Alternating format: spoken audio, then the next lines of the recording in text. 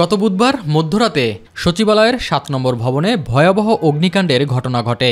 আগুনে ৫টি মন্ত্রণালয়ের দপ্তর পুড়ে যায়। এই ঘটনায় স্বরাষ্ট্র মন্ত্রণালয়ের সিনিয়র সচিব নাসিমুল গনিকে প্রধান করে ৮ সদস্যের উচ্চতর তদন্ত কমিটি গঠন করে অন্তর্বর্তী সরকার। অগ্নিকাণ্ডের নমুনা ও সিসিটিভি ফুটেজ পর্যবেক্ষণ করে মঙ্গলবার প্রাথমিক তদন্ত রিপোর্ট জমা দিয়েছে তদন্ত কমিটি। সকলে মিলে একত্রে আমরা একটা বিষয়ে একমত হয়েছি যে এটি একটি লুজ কানেকশনের কারণে ইলেকট্রিসিটি থেকে আগুনটার উৎপত্তি হয়েছে।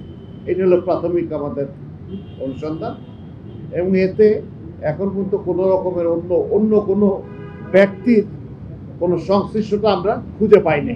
এ সময় তদন্ত কমিটির সদস্য অধ্যাপক মাকসুদ হেলালি জানান, ধোঁয়া দুই দিক থেকে প্রবাহিত হলেও আগুনের উৎস ছিল একই দিকে।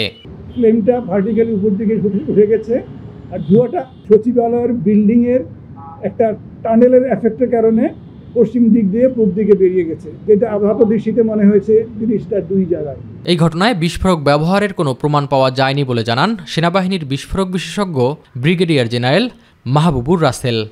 এক্সপ্লোসিভ ডিটেক্টরস আছে, যেমন মাস স্পেক্ট্রোমিটার, তারপর আইটেমাইজার, এক্সপ্লোসিভ ডিটেক্টর, এই ধরনের মেশিনগুলোতে আমরা কয়েকবার করে টেস্ট করে আসলে আমরা কোনো ধরনের এক্সপ্লোসিভ ব্যবহার করার মতো কোনো ধরনের সংশ্লিষ্টতা আমরা দেখতে পাই।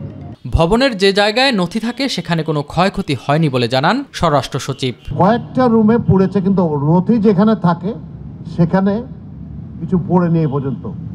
তারপরেও আমরা এই যে টিমকে এতদিন তো কেউ যেতে পারে নাই, আমরা এখন বলেছি যে ওনারা হয়তো কালকে বা পরশু থেকে মন্ত্রণালয়গুলো নিজেরা অডিট করা শুরু করবে। এখন একটা ক্রাইম সিন আছে, কিছু আলামতের ব্যাপার আছে, ফলে আমার মনে হয় না যে কোনো এতে অসুবিধা হবে, তবে অফকোর্স কিছু থাকতে পারে।